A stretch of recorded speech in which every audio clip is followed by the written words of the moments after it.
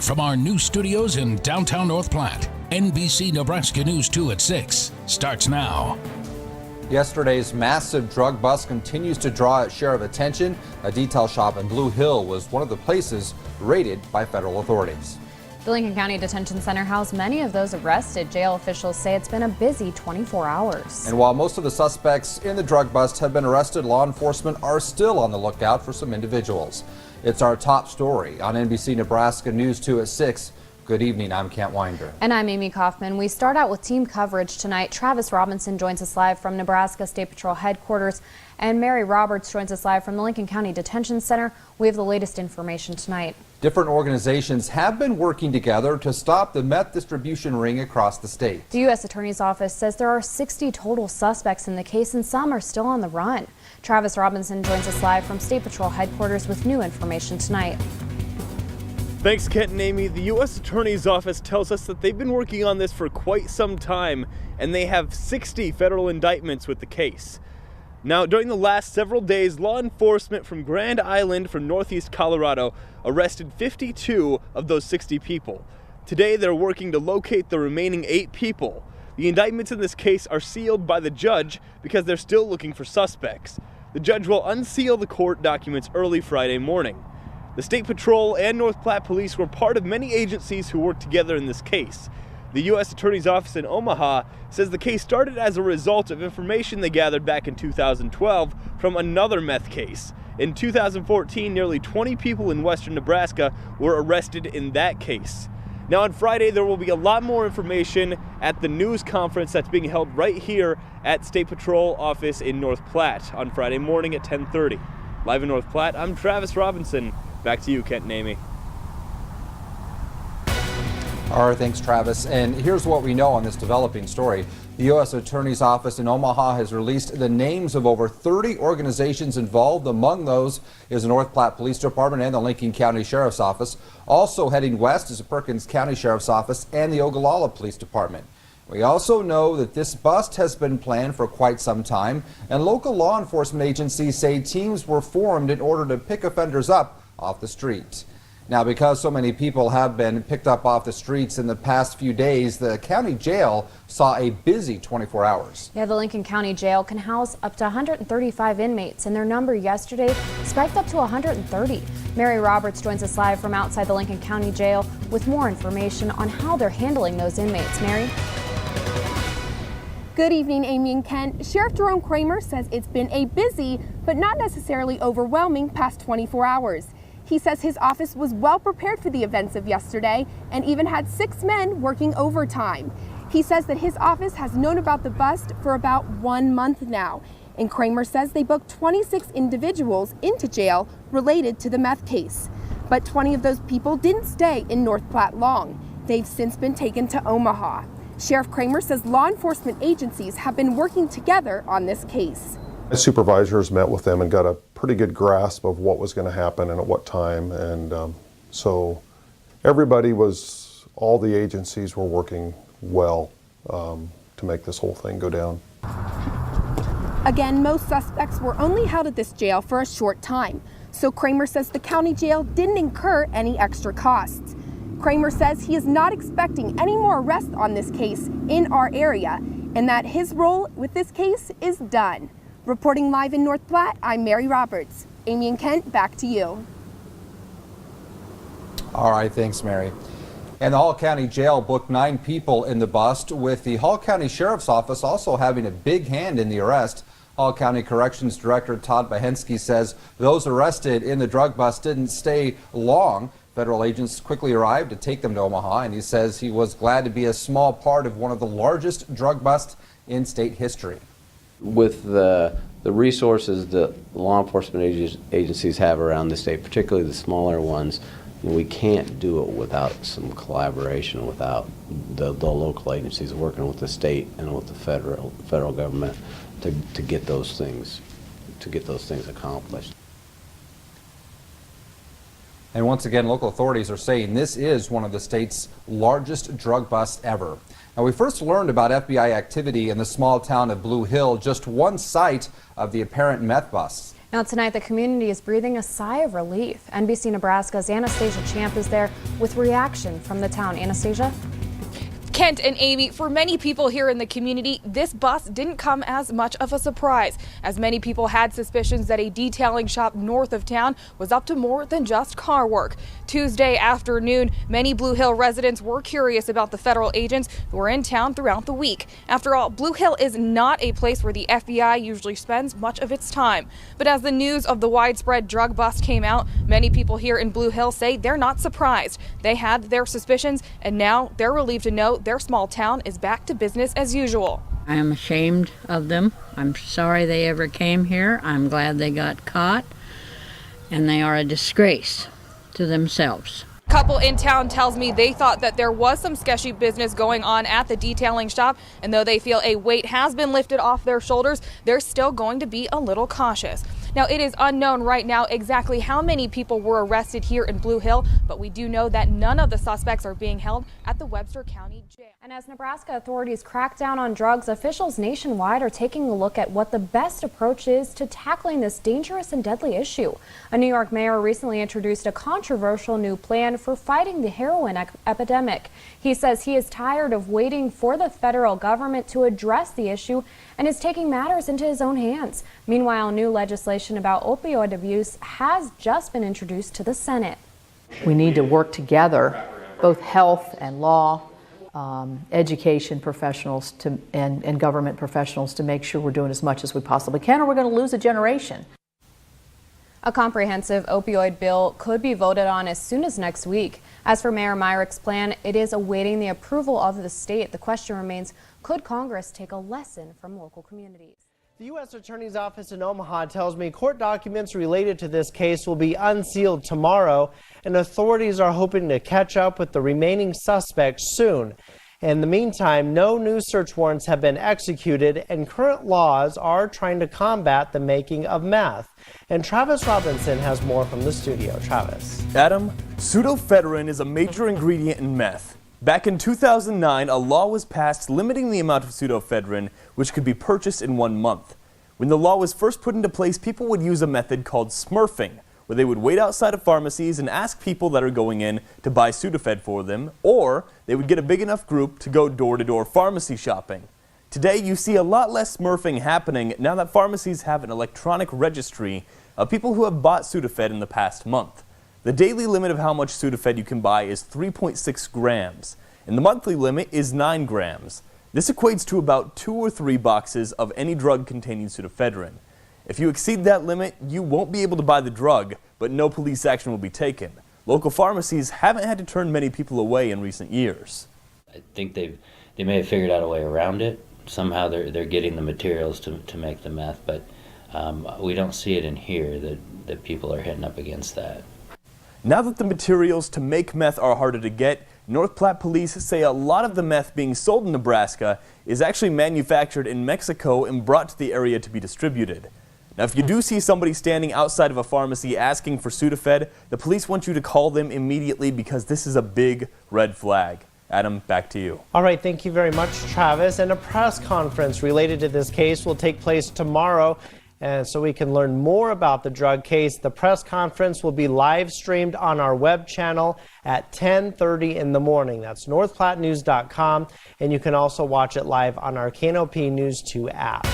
Retired Howard County Sheriff Chief Deputy Gary Scheck says small communities have always been targeted areas for people to make meth. He says he's amazed officials were able to pull off this type of a bust, considering how tight-knit meth communities can be. For these people, these law officers, to get people inside those groups like that and get that evidence that they need to make a conviction, I tip my hat to them. I think it was awesome. Scheck says while small communities can see these kind of busts, farmers and neighborhoods tend to keep a closer eye on each other and suspicious activity than larger towns. A nurse in the Lincoln County Detention Center knows all too well what inmates go through when they are on drugs. Beatrice Reyna has our reports. But Pam Hicks is entering her 30th year as a nurse. Nursing is considered somebody who is caring and has a big heart. But over the years, her job has turned from caring for cancer patients. I'm always up for a challenge. To helping people detox from alcohol and meth. They get the shakes. Some of them can be very paranoid. They may have some cold sweats. They may yell and scream at you. They may hear voices. The Lincoln County Sheriff's Office Detention Center has been her home for the past 7 months. What's the probability that someone right now is detoxing? 100%. 100%. I have somebody here right now, yes. It's a problem that's been growing for the last 25 years. It isn't just alcohol, or it's not just marijuana, it's a combination of lots of stuff. Chief Deputy Roland Kramer says correction officers are constantly monitoring inmates who are coming off drugs on a daily basis. It used to be a couple days for an alcoholic. Now we're talking about weeks for people who have been taking medications and methamphetamines, uppers and downers. But the problem is also costing local taxpayers. Kramer says the department budgets $100,000 every year for medical expenses. Employing a nurse and med aids to the medical expenses that we incur by taking them to the doctor, to hospital expenses, to medical supplies. We have to buy a lot of medical supplies, and they're not cheap. Is there always going to be a problem? Things like what's happened with the big roundup is going to slow it down for the short term. We just need to keep working hard. Reporting in North Platte, I'm Beatrice Reyna.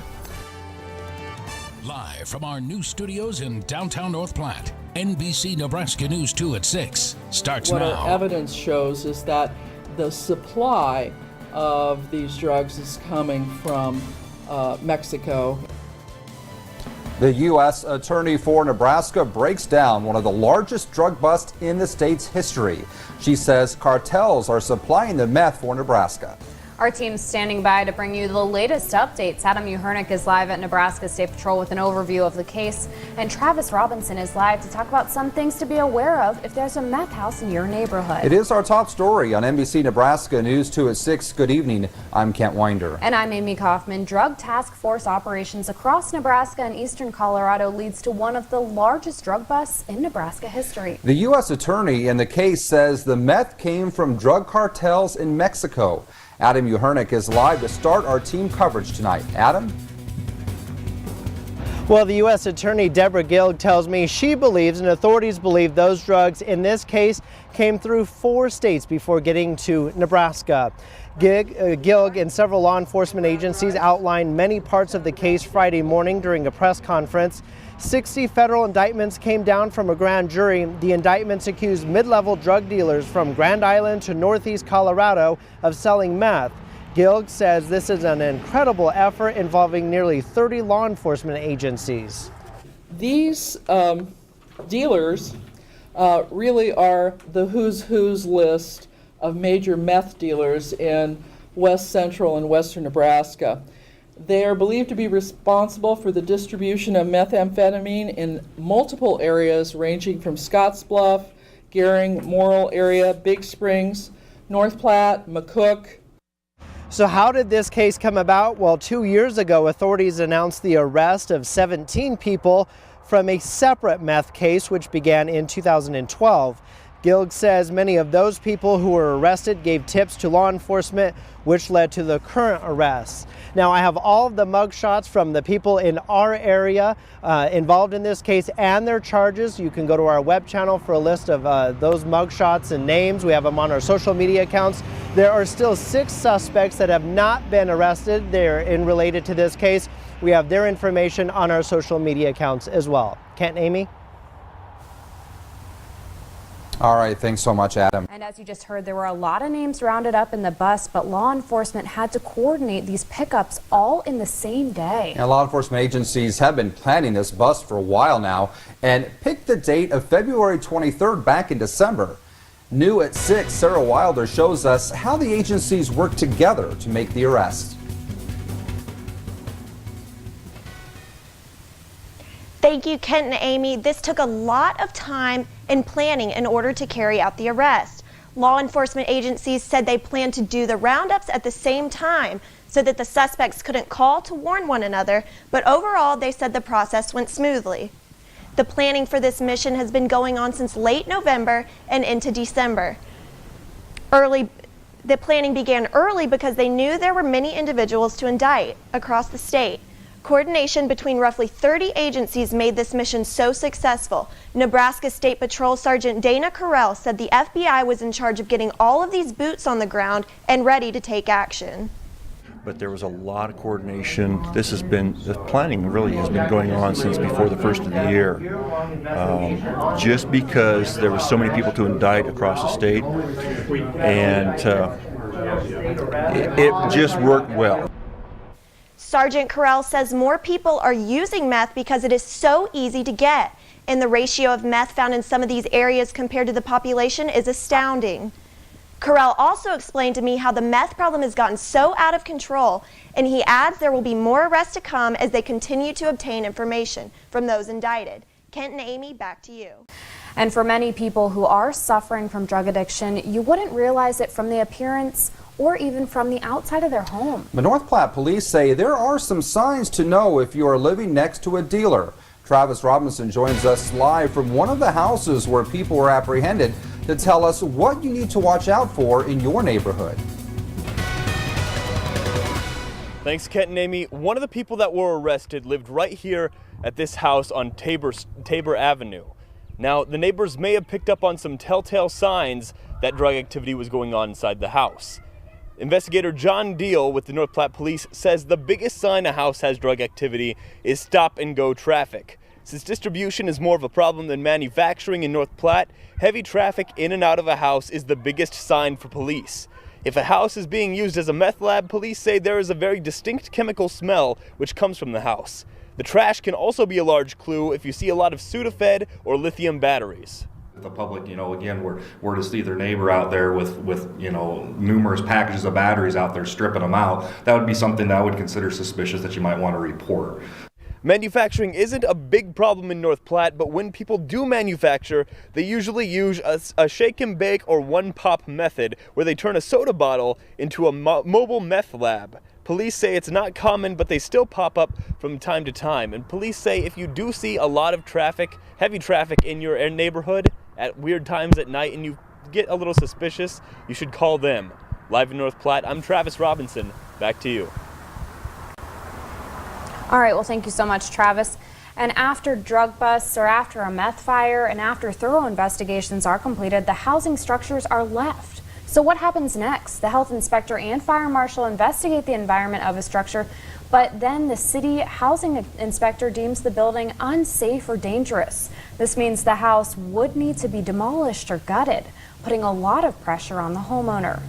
On that particular project, they did not demolish the home.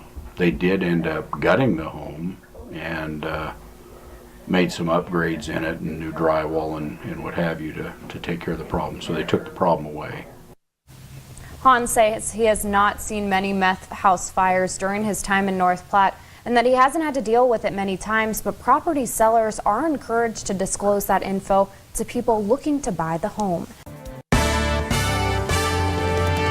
Live from our new studios in downtown North Platte, NBC Nebraska News 2 at 10 starts now. To be able to say that you can have a town the size of North Platte and say we're going to tackle a drug problem. Oh, by the way, we have 30 agencies with us. That's what works. Drug dealers beware. Nebraska officers are serious about putting you behind bars, and their efforts are paying off. It's our top story tonight. Good evening and thanks for joining us. I'm Amy Kaufman. The U.S. attorney in this case says they rounded up the who's who of mid-level drug dealers in our area.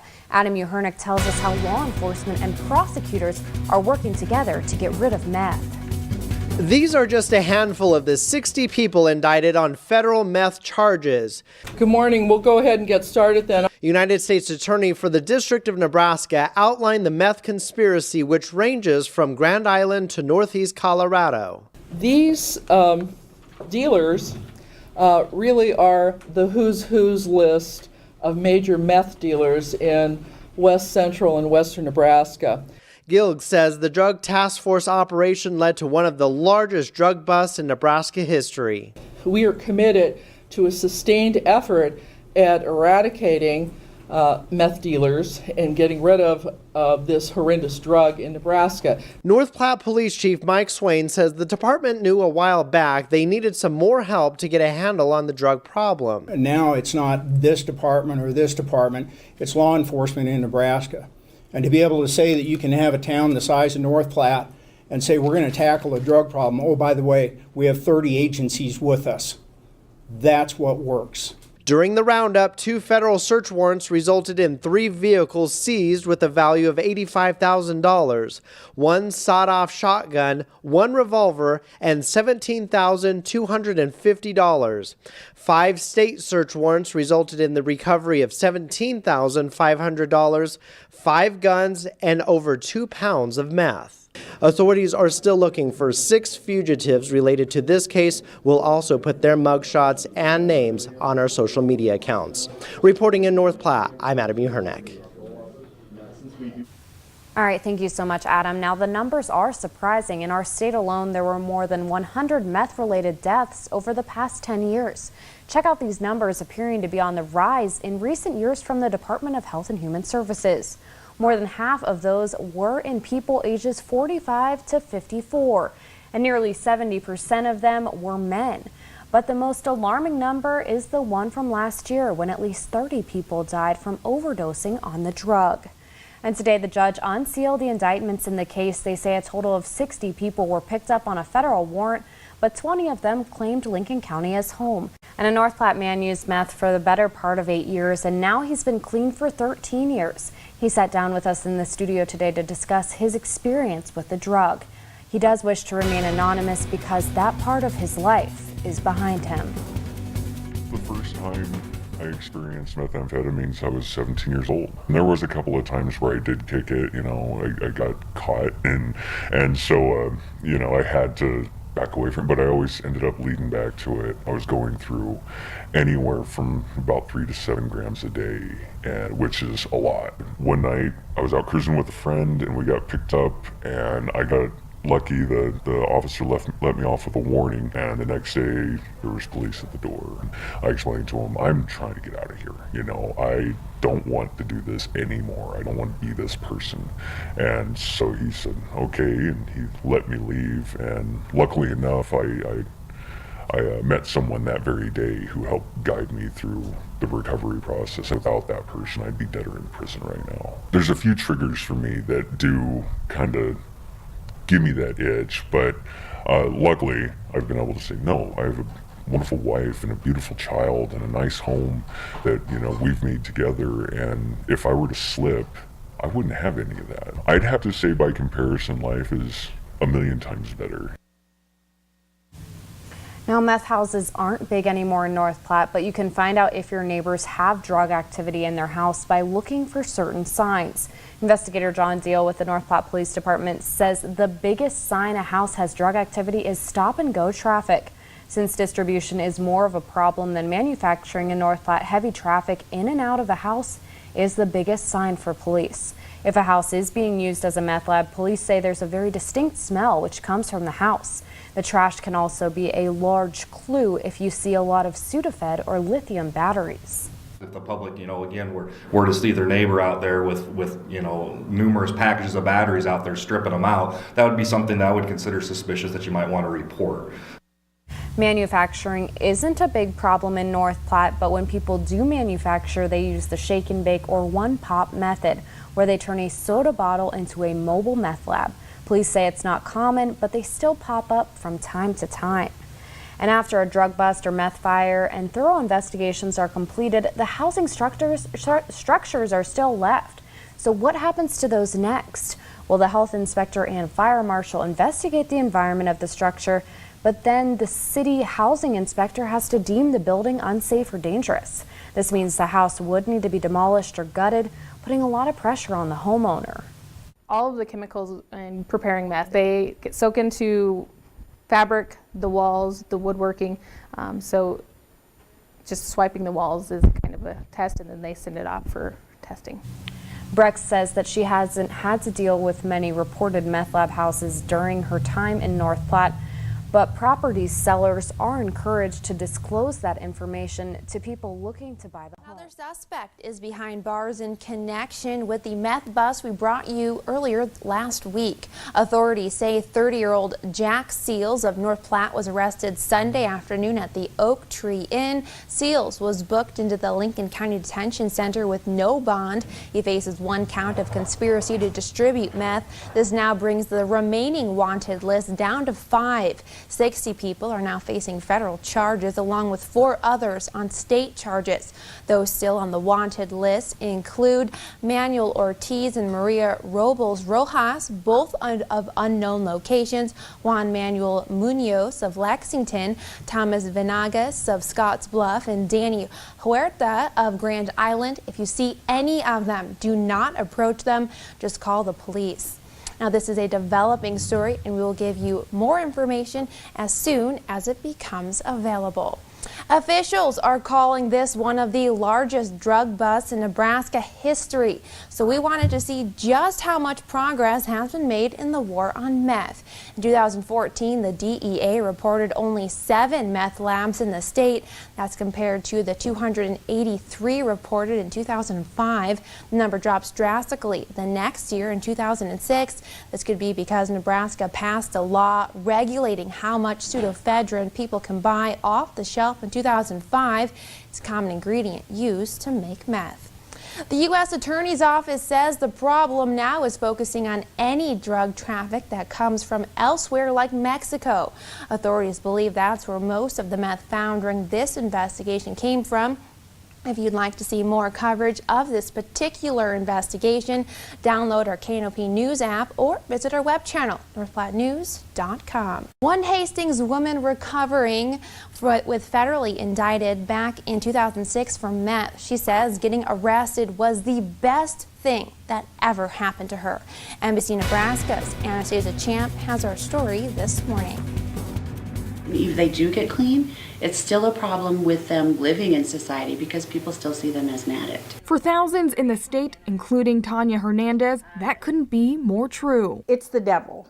It takes people's lives. Hernandez has had a tough life. After the death of her grandmother at age 13, she turned to meth to get rid of that pain. I didn't have to feel the trauma, the loss of my grandmother. That's when her addiction grew. Meth's accessibility made it an easy fix. Rehab specialists say it's one of the most abused drugs in the state. Honestly, I could walk out this door right now and probably within 15 minutes score meth.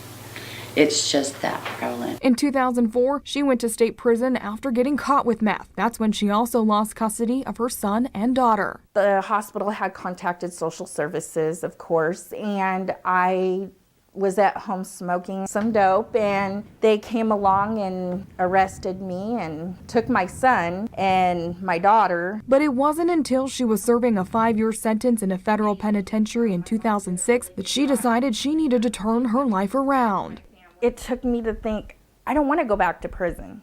I don't want to lose my family or kids or my relationship that I have. This has got to stop somewhere. And it did. It just clicked, and that was it. 3 jail sentences and more than 20 years later, Hernandez has her now 17-year-old son back and is celebrating 18 months of sobriety. I'm the proudest son on this earth. I'm proud she's came this far. She stopped using. She's clean. She's doing good for herself. Now, Hernandez just wants others to know of the drug's dangers, as the DEA says it affects every Nebraskan community. Do you want to end up dead? Do you want to end up in prison for the rest of your life? Do you want to lose your children? Because I know I wouldn't. Reporting in Hastings, Anastasia Champ, NBC Nebraska News.